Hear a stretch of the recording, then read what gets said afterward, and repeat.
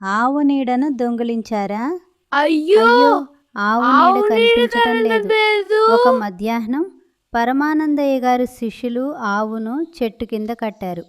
కొద్దిసేపటికి ఒక శిష్యుడు నేలవైపు చూసి ఆశ్చర్యపోయాడు. ఆవు నీడ లేదు అని కేక వేశాడు.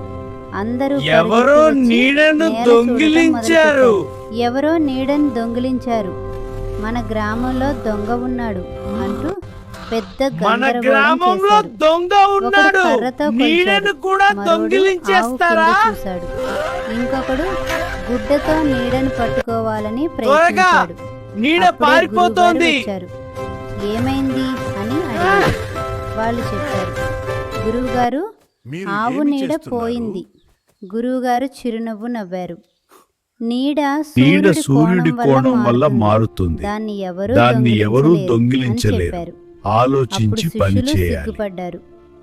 ఈ కథ మనకు చెప్పేది ఆలోచించకుండా తొందరపడకండి. ఈ కథ మీకు నచ్చితే లైక్ చేయండి, షేర్ చేయండి, సబ్స్క్రైబ్ చేయండి. మరిన్ని సరదా కథల కోసం మా బామ్మ పురాణం ఛానల్ను చూస్తూ ఉండండి.